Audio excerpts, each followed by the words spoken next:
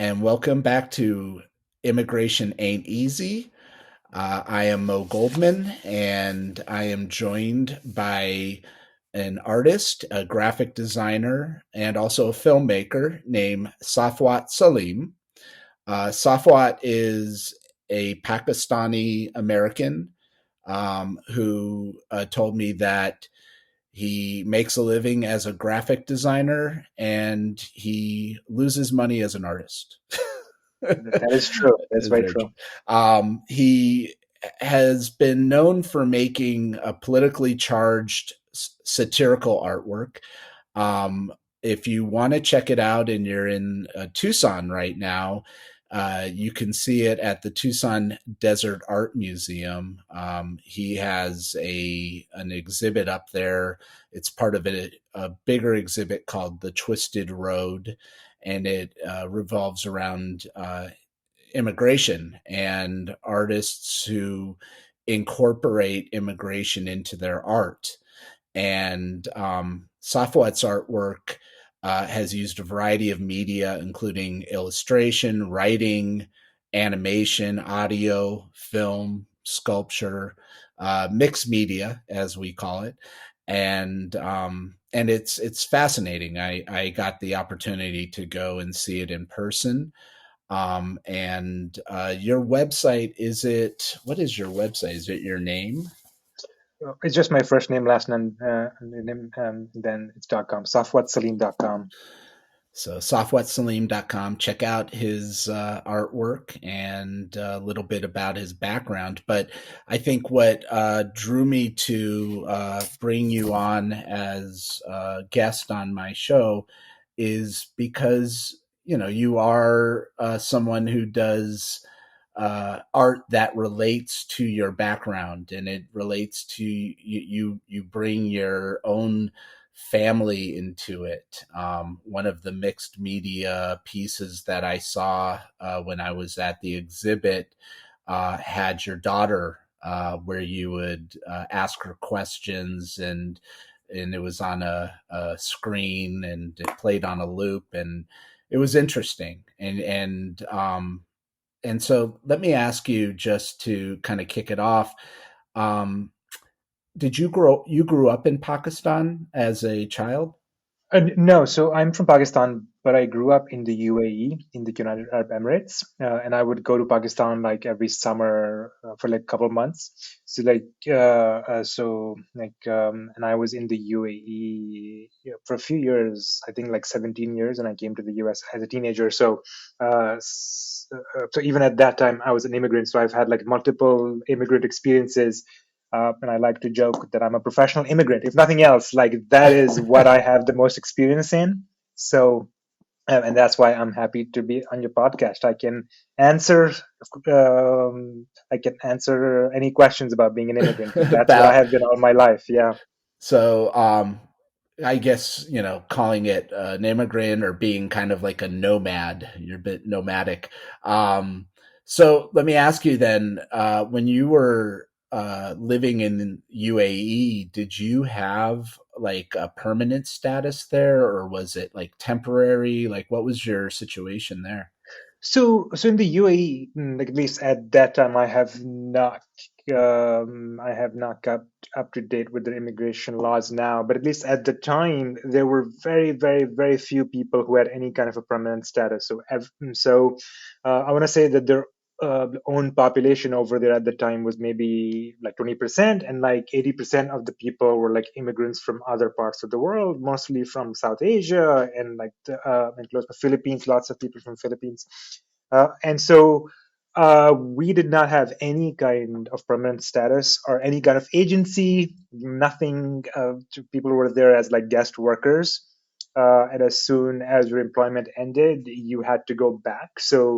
On one hand, I was grateful to be able to grow up there because my dad worked there and he was able to provide a better lifestyle for us over there than he would be able to in Pakistan, right? But at the same time, while it was a land of opportunity, it was the oil boom. Lots of people were moving there. Like everything there is built by immigrant hands. But at the same time, you you got treated like you don't belong here every step of the way. They wanted you to know that once your work is done, you have to go back. And that was very much ingrained in every aspect of like living there. So I always grew up thinking like I'm just here for a short amount of time, and I'm here because my family, because my dad makes a living here, but then eventually I need to find home someplace else. So I never saw UAE as home, because every part of the system there was designed to make sure that you never actually think of Have UAE as that home. opportunity. Yeah. Um, how often would you go to Pakistan, or was it Every just when? summer, so like every summer when school was out, so we would go back to Pakistan for a couple months. I want to say that, uh, I want to say without fail, like maybe we spent 2 to 3 months every year in Pakistan. One of the things that I like to ask people, especially, being that I consider myself like someone who tries to, educate myself about other societies, cultures, and so forth. But I wouldn't call myself like a world traveler or worldly. Um, what would you say if I was to ask you to describe Pakistan, like just from, your memories? What would come to mind? Like if just some, American walked up to you and said, "Oh, what tell me about Pakistan." Like what what sort of memories, or what would be something that you would tell somebody in that type of discussion? So yeah, so like basically my memories of Pakistan are always from the summer. So like I remember Pakistan as being hot and rainy, but at the same time I grew up in the UAE, so that's even hotter, right? So I just remember heat all the time. But Pakistan, it's like where I would go where it would rain. In UAE it would never rain, so I associate rain and that smell of rain with Pakistan. And I associate like these beautiful trucks, these trucks that have these amazing beautiful color that you don't see anywhere else in the world. You only see it in Pakistan. It's almost like works of art, every single truck. I remember lots of horse carriages. Like that was one of the things that you go to Pakistan. I don't. I think they've like outlawed them now. I don't think you find a lot of horse carriages. There were now, but that's my association with it. And like incredible food. Just the amount of food that we would eat when we would go to Pakistan. And I also associate with just uh, basically family, because all our family was in Pakistan. In UAE, it was always like I had friends, but never like family. So I'll go to Pakistan and you would feel this warmth and this like welcoming people who would want to spend time with us. And it's a lot of kind of stuff that I look back on and I'm like, that's hard to replicate. That's hard to reach back into now. But it was always like a very happy time, but also because school was out. School was out, so it was a magical time. I'm Yeah, like, that's I awesome. love that school's out. And so that's what I associate Pakistan with. You mentioned the trucks, and I quickly looked that up. They called them jingle trucks. Is that Is what that they're what they call called? them in English? I don't I know. don't So, know. That's so if you Google like Pakistani truck art, yeah, I you'll did that. will come across all these incredible things. These are all like hand painted, and they have like ornaments, and they have all of these things hanging from them. And people who drive these trucks, they take like great pride in what their trucks look like, and oftentimes they have poetry on the back. It's a whole culture. It's just incredible kind of a culture that takes like truck art so seriously. And I wish like I had like a collection of like all the different things I saw over time. But obviously when I was a kid I didn't have a camera or anything. But yeah, I always think about that. So, just I'm fascinated by these trucks. Were these trucks just individually owned, or were they Yeah, yeah. business? Okay. Yeah, so individually owned, and they carry stuff, right? So they transport stuff around. Sometimes they even transport people, but mostly it's goods, right? That they are transporting. But they were individually owned, and and the art on it is a reflection of the driver or the owner, right? They want to make it their own, and they want to make it as pretty as possible. And so I always thought of that as like moving works of art that you see all around the country and city, yeah, everywhere. And so you were in the UAE again, primarily. When did you end up coming to the United States for the first time? Yeah, I came after I was done with high school, and I came here for college. So I came here when I was 18. Um, And on a student visa? yes, it was F1, and I think it's still called F1, right? So at the Yeah. time, yeah. So I came on that. Yeah. And the funny thing is, you mentioned that you were in a hot place in Pakistan, and then an even hotter place of UAE, and now you're in Phoenix, Yes, yes. Also very hot. which is Also like very hot. hell. Yeah, yeah. Where did you go to college? I went to the third best out of the three public universities in Mississippi. So I moved to Mississippi first. And I did my undergrad there in Mississippi, and then I moved to Arizona to go to grad school at ASU. So when you went to Mississippi, what year was that you started It, out there? I About started in '98. was I mean, from a culture shock perspective, like describe that to me. Like, what was it like being a guy who grew up, on the other side of the world, Yeah, and now landing in Mississippi? yeah, yeah, yeah.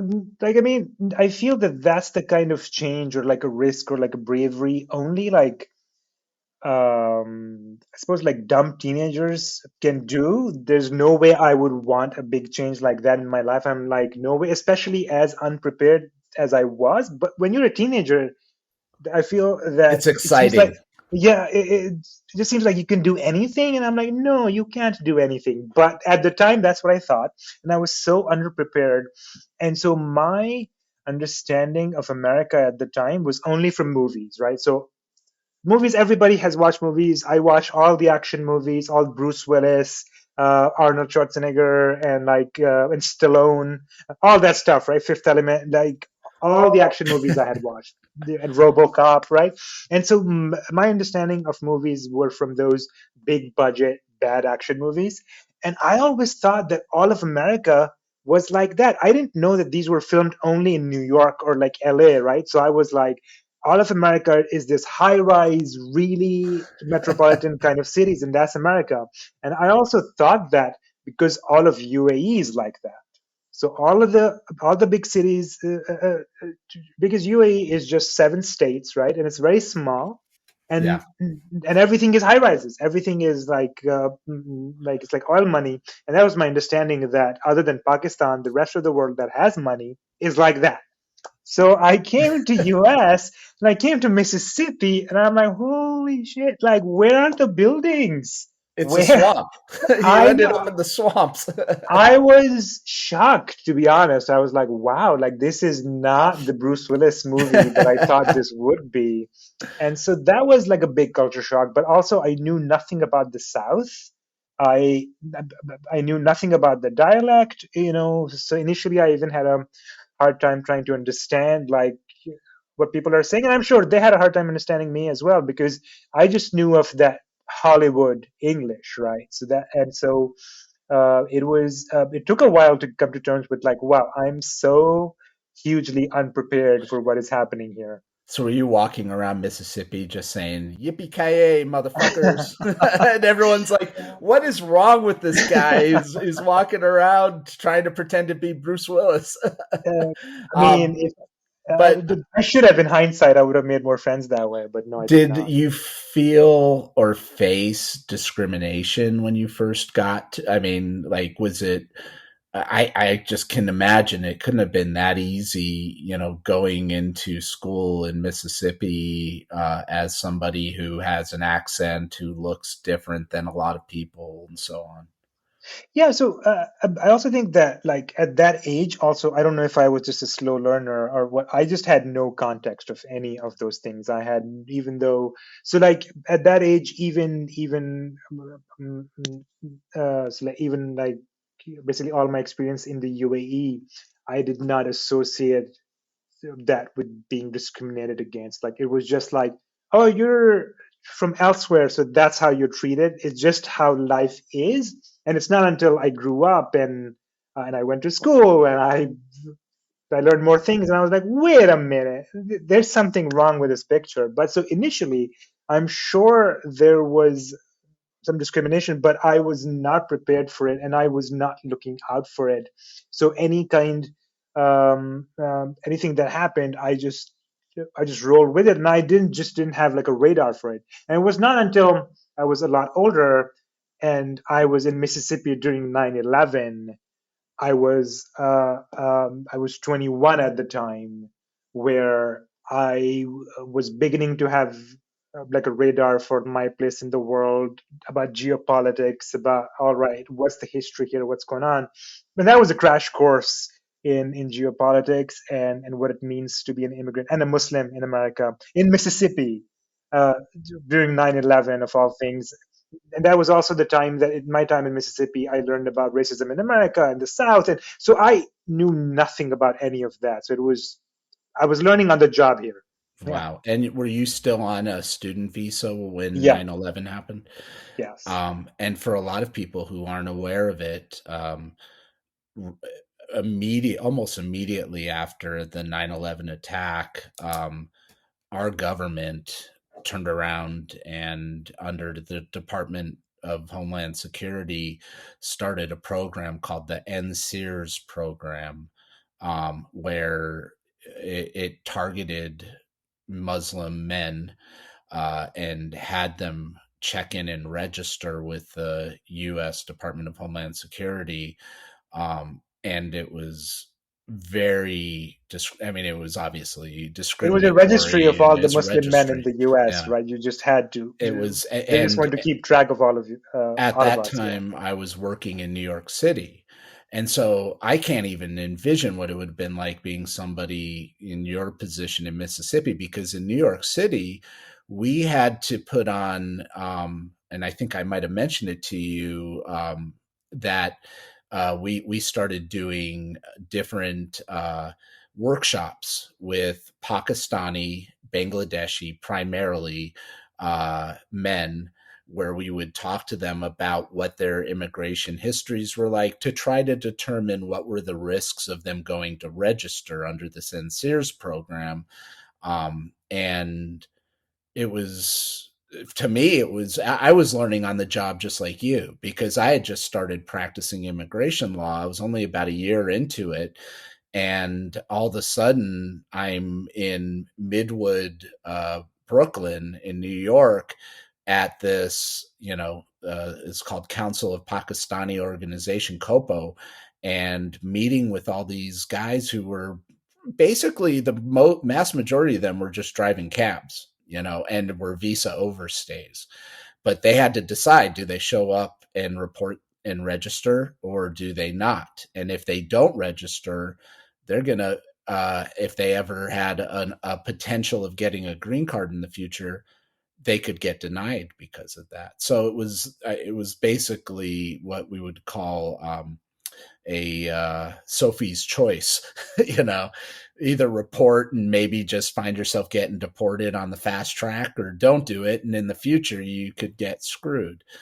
Um, so what was at when that all happened? And I can't recall. Were you required to register as an F1 I student? was, I was, and also like the local FBI like agents were also keeping track of people. So and none of everybody, but like for example, I had a roommate who was also Pakistani, except he grew up in Saudi Arabia. So like, and he had like basically double, I don't know, question marks against his name, because being from Saudi Arabia. So like the FBI agent, I remember coming to our apartment, asking for him, and then he basically interviewed him, for however long, where looking back to the car downstairs, where from our windows we could see that he's talking to him, and we didn't know what to expect. With like, is he coming for us next? But yes, so there was a lot more happening as well, and so it was just a very, very confusing and scary time. And even like just regular kind of the hatred on the street, like something that I wouldn't expect, like where being yelled at, being called a sand nigger and like all such things where just like randomly I remember where after it's like the day after 9/11, I was in the computer science program. I went to class. I went to the computer lab, and just my classmate, like a person who I had been studying with for the past 2 3 years, it's like the first thing he yells at in class, like very angrily, is like, "Are you happy now?" And like, and I was just so confused where why was this happening. Like I was scared like everybody else, but I'm like, wait, so I'm being blamed for this, and that was kind of like a crash course in reality, in like, all right, I need to catch on fast here, and I need to like develop some kind of defense mechanisms, and I need to find ways to deal and cope with this. Yeah, that all happened so fast. What sort of defense mechanism did you develop, and how did Humor, you cope? humor. It's like uh, basically trying to deflect and trying to just roll with the punches was the thing. I mean, like, because what other option did I have? So also like growing up as an immigrant in a place like UAE, it takes a lot of fight out of you, where you just feel like you don't have a fight to begin with. You don't have any fight in you. You have no The- voice. that you deserve this, that you deserve Yeah, to have no agency, and just be grateful that you have food or you're making money because we've allowed you to live in this country, right? So that is 18 years of my life in the beginning, and so that's the mindset that I come with. Just keep your head down, do the work, get good grades in computer science, get a good job. That's what I'm here for. That's why my dad and my mom basically work so hard. So I just need to put my head down and keep working. But then when 9/11 happened, and people began to pick on me for no reason, I feel that that began to change my thinking a little bit over time. so two kind of related questions. Like, you came to the United States and you had been educated primarily in the UAE. So, did you speak both Urdu and English when you came to the United States? Yes, yes. So I went to a school where majority of the education was in English, where the whole purpose of the education is that afterward we basically get to continue to be educated in English, because our school was basically full of immigrants, and you don't get to stay. You have to move on like elsewhere. And so that was the whole purpose of the education. But also it just goes on to show that uh, there was this whole large populations of people around the world, and South Asia, wherever, where they educate their kids with the sole intention of like, our countries are not good enough, and we will educate you from the very beginning so that you can go and live elsewhere, so that you can have lives basically better than ours, right? So I was part of that culture. I see. And in the place you were living in Mississippi, was there a mosque, or like were you active in religion in the Muslim faith, or how So, did so that I go? was, I was so like our mosque was like it was a house, like a rented house, and basically people lived there, and they had like basically like a spare room in the back, attached to the garage, that acted like a mosque. And I would say, um, basically Friday prayer was the time to go to the mosque, and I think it could fit maybe 20 people. I see. And when you talk about humor, I mean, was it a lot of self-deprecating humor, or what sort of humor kept you going, and still keeps you going up to today? Like, is there a specific type of humor that you try to utilize to make it through, our trials and tribulations of life, dehumanization, and so forth? It's the dark kind, it's the gallows humor. It's like, all right, I may not be able to do anything about it, but at least I can laugh about it. So An example is like, so like I worked like many projects over time, but one project that I feel that it kind of developed my voice is called Concerned but Powerless. And so, but the title alone, like I feel like it kind of uh, it encapsulates how I feel a lot of the time, that like as an immigrant, that I often am concerned about what is happening, but I don't know if I have much power. But what I can do is that I can make jokes about it, and I can keep a record of what's going on. So, did you finish your degree at that same university I through all did. this? I did. So I finished my bachelor's in computer science, and through the 4 years of computer science, I realized that I did not I did not want to be a computer scientist. I did it because I also did not know what the options are. Like I'm basically growing up, like the options were always like pick something very practical and pick something that is lucrative, and it's either like become a doctor or become an engineer. And being a doctor, it felt like it would be very hard to be like, I'm like, oh my god, like I'm not that smart. uh, but at the same time, I don't think doctors are very smart. But at the time, I thought you had to be very smart to be a doctor. And so, uh, but then being an engineer, it seemed like, okay, maybe I can do that. So, like computer scientist, I liked computers. And at the time, I didn't even know there's such a thing as graphic design. I had never heard of it. I didn't know where it was. And in college, I made some friends, and they lived in the same apartment complex as I do. And this guy, his name is Eric Baxter. If he's out there, I hope he's doing well. He was showing me his classes, like what he's doing, and he was a graphic design major. And I remember basically my mind was kind of blown that such a major existed, that you could go to school to do this. Um, and I never thought of myself as a creative person, but it just made me understand that there are more options.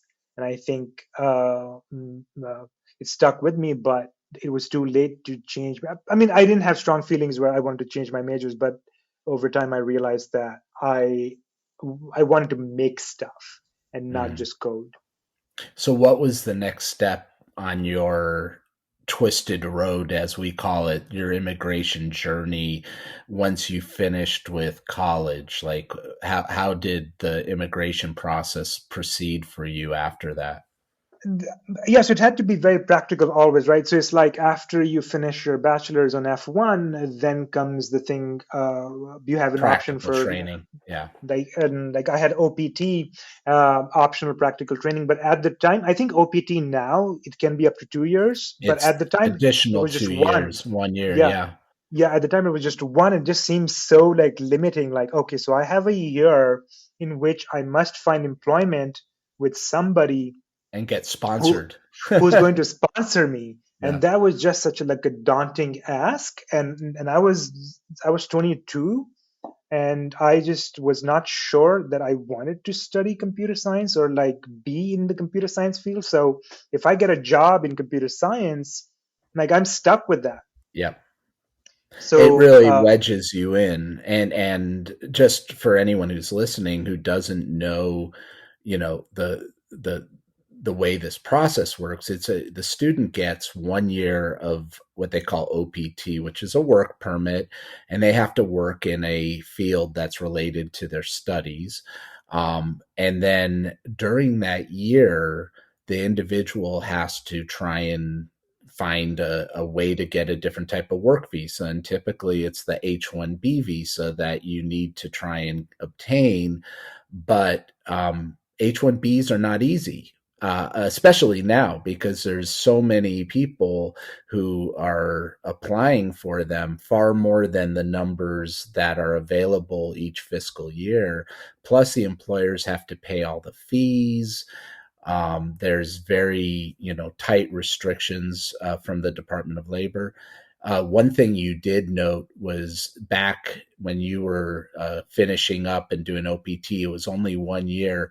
Since that time, in the last decade, they've added 2 additional optional years, but it's only for people in STEM degree professions, and the employer has to be signed up for E-Verify in order to qualify. So there's also other steps that are involved. So you had your OPT, and then what happened? And so I had the option to use it, but it just seems so daunting that I have like it's like the clock is ticking, and I need to find like somebody. I need to find like a company to basically have like a long-term relationship with. And so I felt that I should hide in grad school for a little bit. Which is what happens with a lot of foreign students, Yeah. because it is such a daunting, and a lot of times you don't realize that when you go to college, like you start the program, and it isn't until your last year that you start to say, well, what's going to happen after I finish my graduation? And then you find out you only get 1 year to do all this stuff. So a lot of them go back to grad school. So you went back to grad school, and what'd you study? I went to grad school at ASU because my brother was already here. So he lived in Arizona at the time, and so basically he offered me like a free couch. So I literally I slept on his couch for like 2.5 years of grad school. I went to study graphic information technology at ASU.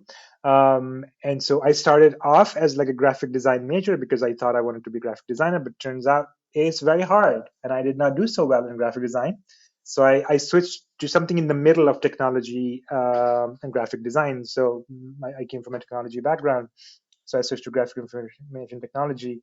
So then I was like, I was buying myself time, but also it was a redo, like where I knew I did not want to code, so and I wanted to pick something that was at least mildly creative. Do you feel a little more, I guess, secure being in Phoenix or in the Phoenix area, being that it's such a larger city than where you were coming from, and like probably it sounds like a more rural environment? I mean, it was just nice to have like some family, right? So be close to my brother. That was nice.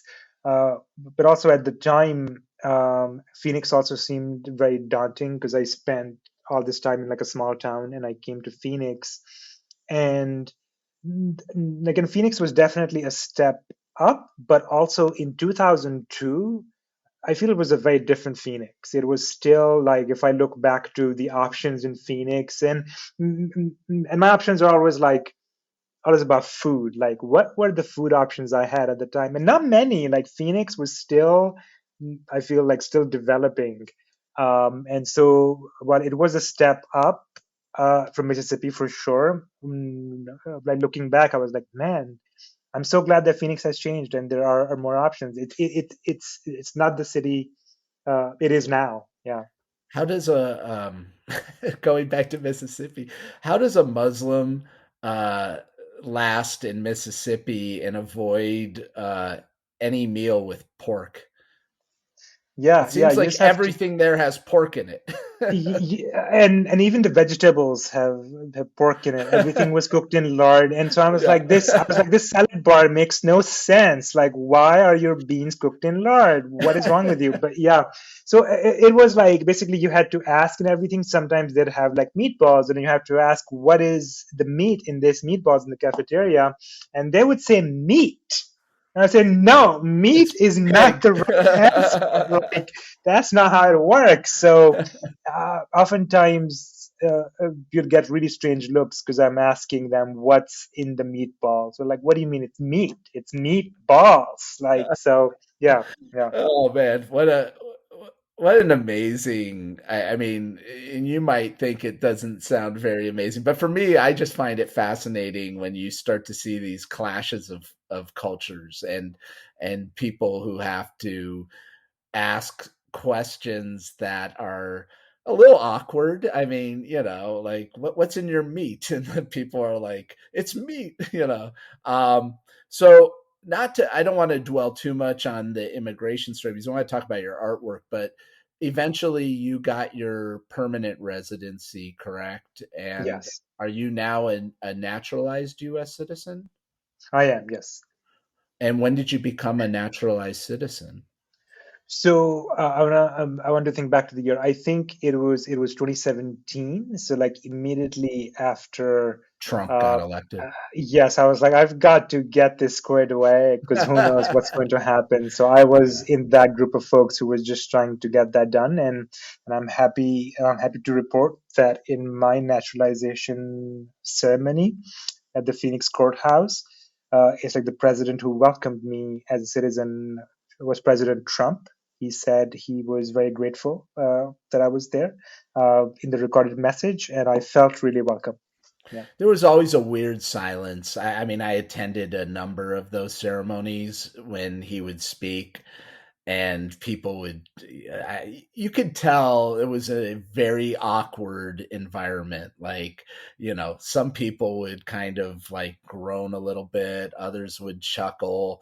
But it was just strange that this guy who was, putting on this, this whole, as you would call it, a wall of, all this anti-immigrant rhetoric and spewing all this anti-Muslim rhetoric, and and having policies that back that up, and then there he is saying, welcome to our country. It's, there's such a strange juxtaposition there.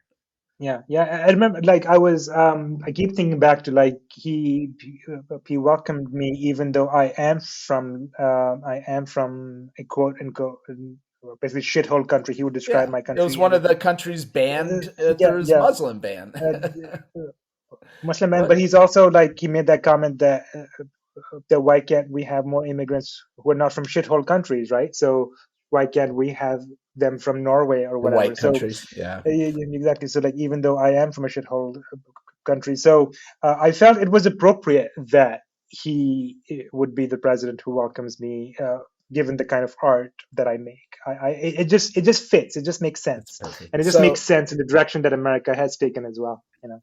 so let's talk about your art. When did you start to do, I mean, were you doing your own art when you were in college, or when did you begin, or even before then? And what inspired you to become an artist? Yeah, it's like a roundabout kind of a way, but the very first kind of an art project that I can think of is that I had a music magazine um, in grad school, and I was so I had come to Arizona. So like all my friends from like undergrad, uh, they were now gone, right? So I was spending a lot of time by myself, and because Phoenix is so spread out, I was commuting to campus. I just did not have an active kind of a social life. I had a hard time making friends. I had a hard time basically finding my community in grad school. So I had like some time on my hands, and I used that to make a music magazine where it was a magazine about Pakistani music. So I was trying to find some community, and I was like, okay, all right, if I can find community online with folks in Pakistan or like other people in the U.S. who were into Pakistani music. So uh, that was the first project that I did. But and then with that, like basically once grad school was done and I had to find a real job. I did not have time for the music magazine anymore, but still, it showed me that I can start a project, I can execute it, and I can be creative with it, and that I feel was the spark. Gotcha. And so when you brought satire to your artwork, um, I noticed that, like, for example, and I had read that you're a huge fan of pizza. And in one of your displays, you talk, I notice pizza being brought up throughout the, because there's this like, it's almost like there's this fascination with pizza and fast food in the United States. And I get the, the impression that that was what you were getting at in that art about, how Americans can often just be so focused on like some of the, I mean, this way I interpreted it, uh, just focused on the dumbest shit. Am I Yeah. right? Like pizza in a box. You had pizza in a box. I'm like, what the hell is this shit? And then I realized, yeah, back in the day, people, I mean, before you could go to the store and just get a pre-made pizza, you'd get it like the whatever ingredients in a box or something. But um just like talk a little bit about the satire that you bring to your artwork, and how that kind of expresses your personal feelings on different political issues and so forth. And I love that about art, right? Where basically anybody can have their own kind of interpretation on it. And I love that oftentimes somebody will share what they think something is about, and it's such a different point of view that I might not even have considered, and so I love that. But with pizza, I'll say that like pizza has a strong kind of a presence in a lot of my work. But I will add that in addition to pizza, it's just food. Like food is an ongoing theme in a lot of the work because I just like to eat. And so when I'm making these works, they're often it's an outlet for me, right? It is a comforting kind of a feeling. Like I'm processing things, I'm processing difficult things, and I naturally tend to as I process that, I'm thinking about things that bring me comfort, and oftentimes that's food. So food just automatically, art and food goes hand in hand for me. But also Pizza Hut. Like growing up in Abu Dhabi, Pizza Hut was my place to go for every birthday. When my parents would ask me, "What do you want for your birthday?" I'm like, "Pizza Hut pizza. That's what I want, and not just any kind of nasty pan pizza. No, stuffed crust, like stuffed crust pizza. Still, if I every now and then, when I'm You feeling get really that sorry for urge. myself, I will go find some stuffed crust pizza, and I will feel like, oh my God, this is so nasty, but I'm still glad that I got it. So, in your rankings, would Pizza Hut still be the top one, or is there any other pizza that is of maybe higher quality that has overtaken Pizza Hut? I mean, are we talking about like nasty pizzas, or are we talking about like actual good Let's just pizzas talk here? about good pizza. Like, what would be your top like good quality pizza? The best pizza, my favorite pizza is a place in Mesa, Arizona. It's called Mike's Pizza, and it's Mike with a Y. Absolutely the most incredible pizza. And I would say maybe the second one is in Tucson, Anello. I love the pizza at Anello as well. Sometimes I'll plan my trip Around the around Anello. Yeah. did your children take on the same love for pizza? So with my daughter, it's like I've got so many fond memories of her being a child and she being in my lap and us being at Mike's Pizza and her eating half a pizza as a child, as a 2 year old, as a 2.5 year old, and I was like, yes, yes, this is my daughter. Uh, but now, if he does not like pizza that much, I don't know. Like maybe I'll have to disown him, or we'll have to figure something out. I don't know. We Yeah. haven't gotten to that. We haven't crossed that road yet. He has no teeth yet. We'll Yeah. see once he So gets some teeth. you were obviously blessed with a very solid metabolism, Uh, because I mean, or you work out and have a good exercise regimen, or you just only you eat moderate most of the time, except for those few moments.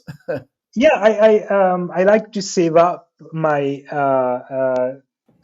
Cheat calorie day, so to quota. Yeah, speak. yeah, yes, exactly. So basically, there are days when I will just have like a lot of stuffed crust pizza, and then there are days I will starve myself. So yeah, it's circle of life.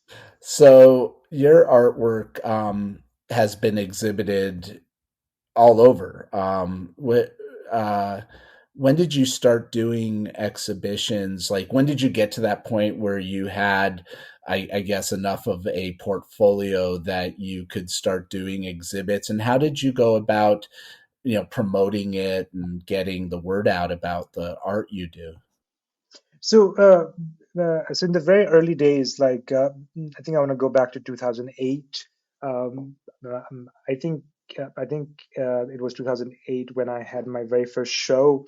So did not have I did not have a lot of work at that time, but what I did have was just frustration with client work. When you're a graphic designer, uh, all the people so all they do is is they tell you what to do and how to do it, and that's the job of a graphic designer, right? You're there to do work for the client, and I had all these ideas of stuff that I wanted to make for myself, but there was no way to make any money off of those because those were ideas for me. So in 2008 I felt I had enough ideas to have my first show, and that was not political in any way. I just had a concept, and I needed space, and I called a gallery in Phoenix, and I told them I have an idea for a show, and um, I, and the person who owned the gallery, she just said, "All right, come by, let's talk." Her name is Beatrice Moore, and if she's listening, I'd say thank you, Beatrice. She had a space that no longer exists, and if it was not for her, where essentially is just kindness of a stranger. Like I emailed her, I said I have an idea, can I talk? And her answer was let's talk. And that basically allowed me to understand, like, wait, so if I have an idea, I can go to somebody and say give me space, and they will give me space. And so that was kind of a mind-blowing idea to me, and I'm so grateful that she did that. And so and that was in 2008. Yeah. So she allowed you to get your foot in the door, Yes.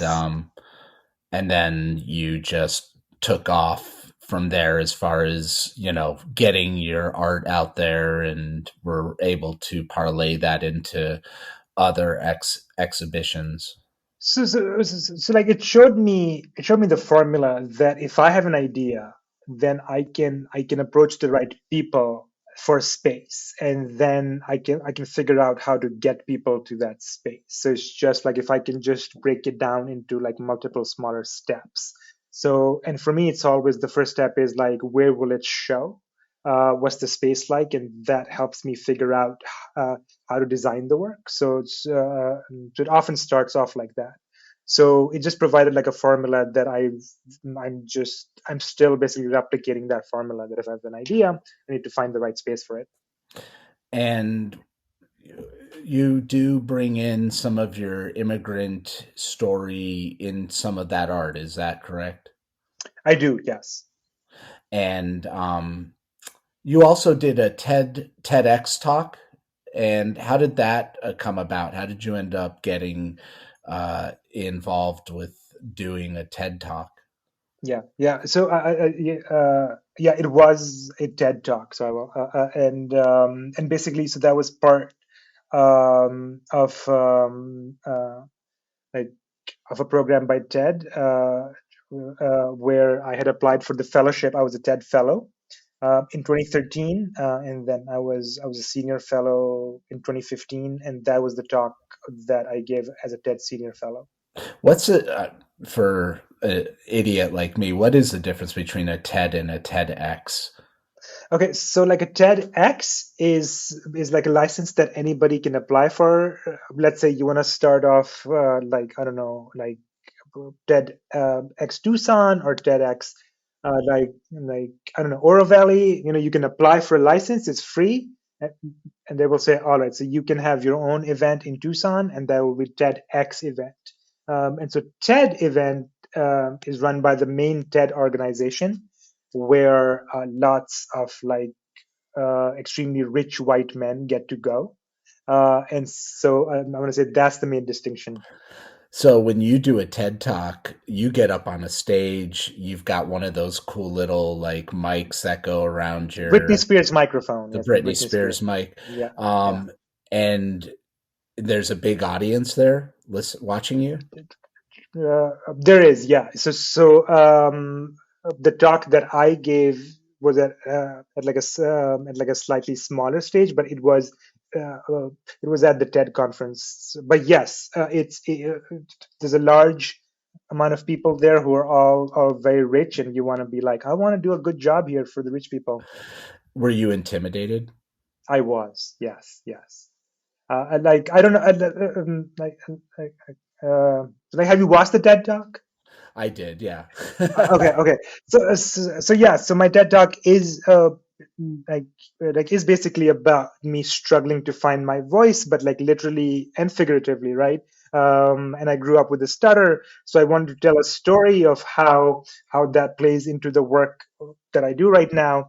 And but so the fun fact, or the not very fun fact about that talk, is that I was giving a talk about stuttering and how I had conquered stuttering, or how I worked on it and I lived happily ever after. But in the talk, I began to stutter and I blocked and I forgot what I was saying in the middle of the talk, and then I continued on my way. But then they edit the talk. They edit it so well that if you watch my talk, it just seems like You it's don't kind of like a realize it seamless happened. talk. But It's it's a whitewashing fun. history, man. Come Yeah, on. so it makes me look like oh yeah, this was like a smooth talk. But yes, in my talk about not stuttering, I You stuttered a got lot. Yeah, and you also have talked about how people would mock you for stuttering, I think when you were growing up. Is that right? yeah, yes, Um, yes. In school, I mean, kids and are relentless. You know, it's kids terrible. are brutal. I Yeah. mean, you've been through a lot. I mean, honestly. So, do your parents still live overseas? Are they still alive? Like, what's the story with your family these days? Okay, Or yeah. are they here? Uh, uh, uh, here's I'll share like a tiny story that as a lawyer, as an immigration lawyer, that I feel you will enjoy. That the time and time again, my parents tried to apply for a visa from Pakistan to come see their kids. They would always get denied because the argument was that both their kids are in the U.S. and so they felt that that my parents would not come back, and that's why they were denied the visa. And my parents would always make the argument: we have a house here, we A have family business? here, Yeah. we want to live with our people, we just want to visit our kids and come back. But they kept getting denied. And guess what we had to do to see them? We had to bring them here On green cards.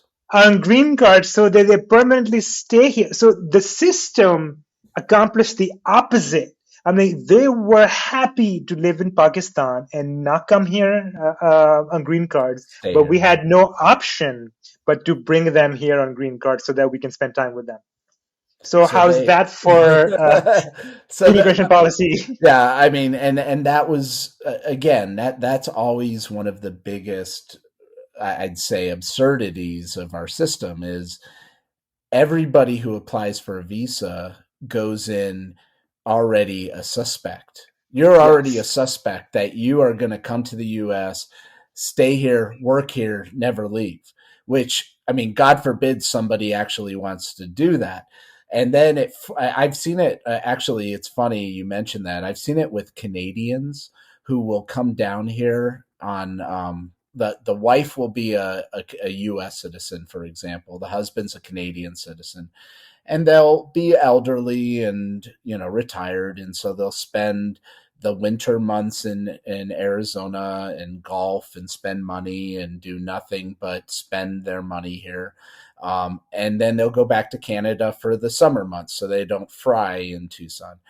And then they'll be coming across one time, and a Border Patrol agent will pull them aside, put them into a room with a hot light in front of them, and interrogate them about why they're coming and that they're going to stay and not leave. And the guy's like, I just want to go down and golf and spend money in your fine country. And next thing you know, the officer will let them in, but only for like 3 weeks just to punish them.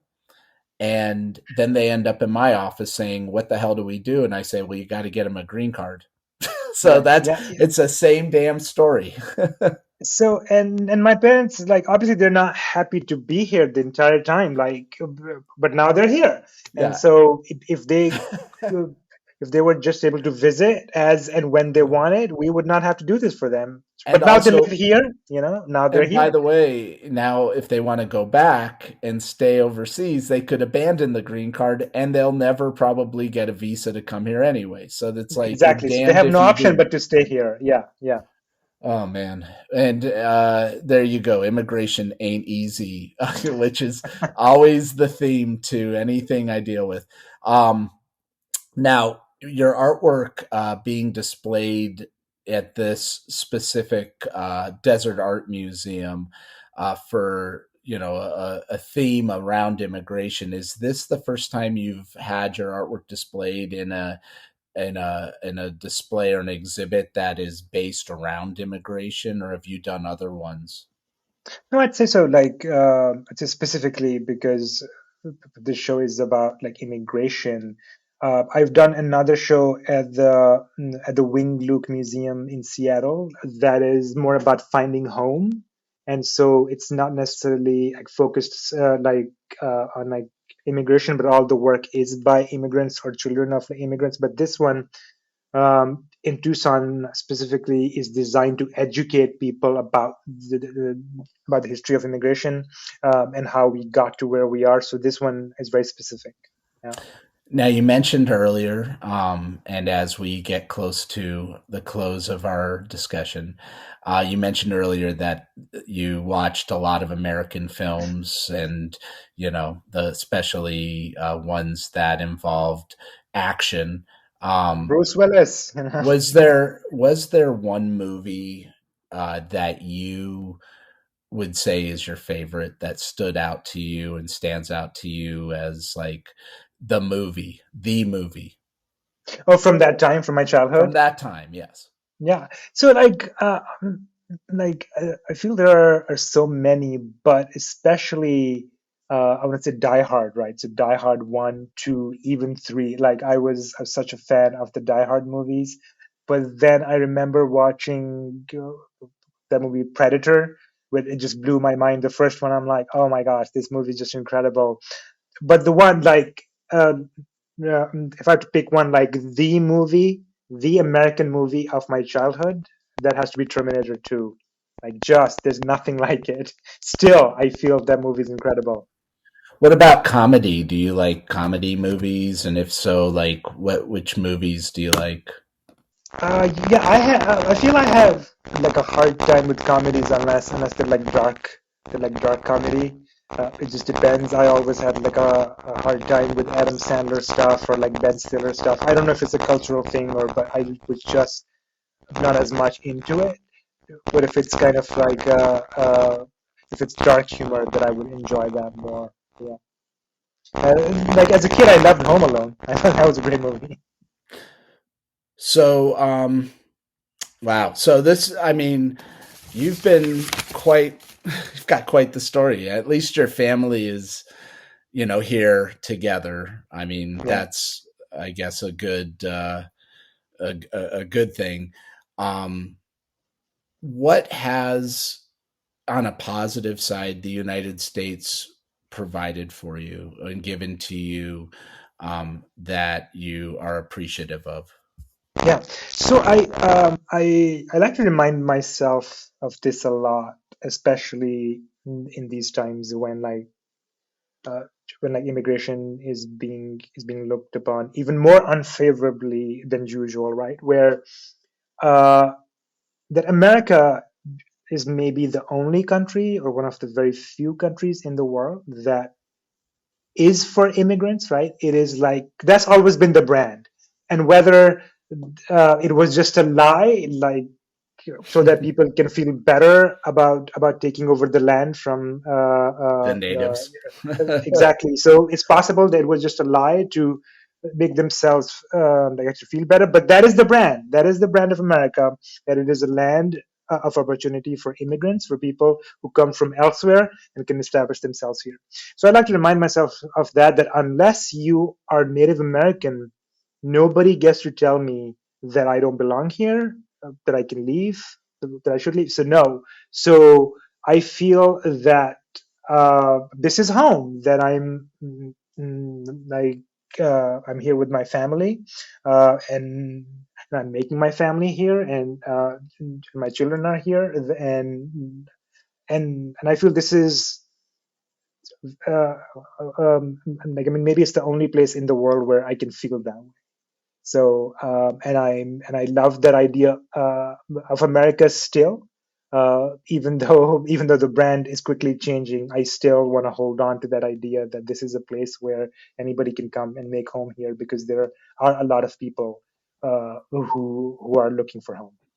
And I think voices like yours and others who are, coming out talking to me about your story, it's so critically important, especially during this time when, so many people are looking at immigrants as being all criminals, or being the people who are ruining our society, when the reality is immigrants are what's making our country a better place, and making it such that we have all these unique restaurants and cultures and ideas and just technologies. That's what's most important. And in your case, the work you do in graphic design, but also in art, that it's not all just one, let's just say one specific coat of paint, to put it in kind of an art sort of idea, that we are a rainbow. um and so, do you what's your next exhibit after this one? Or do you do multiple exhibits at the same time, or just one at a time? So I have a show that is coming down at the Tucson Museum of Art, but this is the last weekend. Basically, it comes down on February 9th. But then there's the other show that you mentioned at the Desert Art Museum. Uh, but then I have a show coming up at the Phoenix Art Museum in July. So that's the one that I'm aiming for right now. I'm like actively working on that right now. So I have two asks then, and we'll Yes. end on this note. Number one, keep me informed or apprised of any of your exhibits in Arizona, so that, or wherever, so I can share with others. And also, on your website, is that where people can see where your art is being displayed, or do you have it promoted on like Instagram, or where do you promote? Instagram unfortunately becomes the place for like Yeah. announcements or like whatever is Okay. coming up. But yeah, but my website is the place to see my work, but Instagram is the place to know what's coming up next. And what's your Instagram handle? So it will be SAF, and then it's and then like I put and you on the then spot.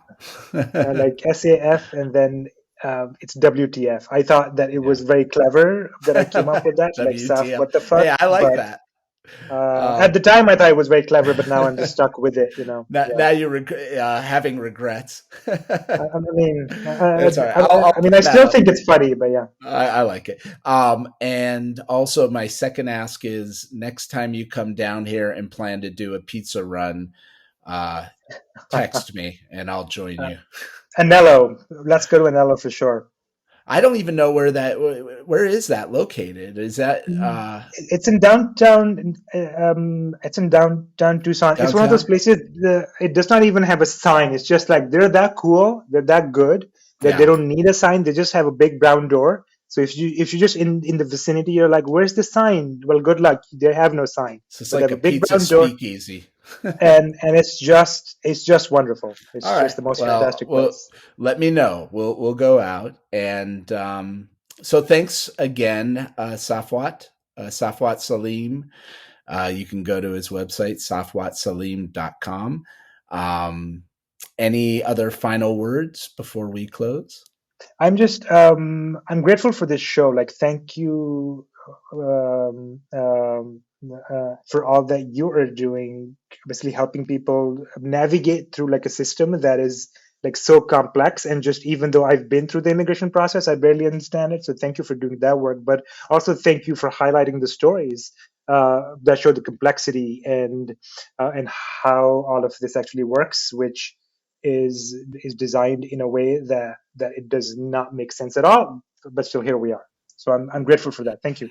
And thank you for while we're sitting here, uh, patting each other on the back. Thank you for making it through what you've been through. You know what I mean? Like there it sounds like there have been times in your life where you could have, given up, let's say, or been defeated by the dehumanization that you've had to deal with. And thankfully, because you have pushed through and you use your art as a means of sharing your ideas on society and culture and so forth, and humor, um, our country is more dynamic because of you. So thank you. I appreciate that. Thank you. And also shared that when like immigrants get together and they talk about how long it took, it's like somebody will say, "Oh, it took me 19 years." Another one, "Oh, that's nothing. It took me 26 years." And like, "Oh, you win, you win." So It's always a yeah, competition to see who yes, it's had always the worst yeah, process.